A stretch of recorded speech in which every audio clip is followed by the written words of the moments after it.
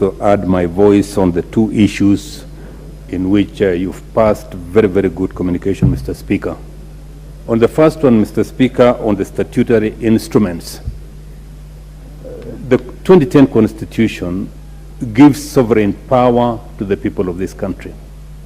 And that power to legislate, Mr. Speaker, is given to the National Assembly, to the Senate, indeed to the entire Parliament, to pass legislations.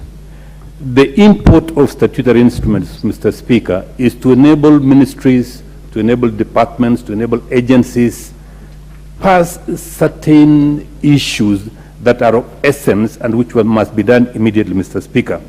But then, Mr. Speaker, all those statutory instruments must come to Parliament for us to be able to give an input and to give them the force of law.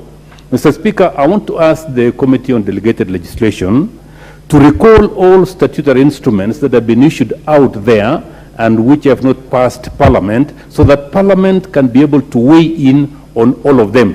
And I want to ask the Committee on Delegated Legislation again, Mr. Speaker, to make sure that we amend the 2013 Statutory Instruments Act so that we give timelines for which delegated legislation can lapse if they don't come to Parliament. I was suggesting, Mr. Speaker, that they can be enforced for a period of about 3 months, beyond which, if they don't come to Parliament, then they become null and void.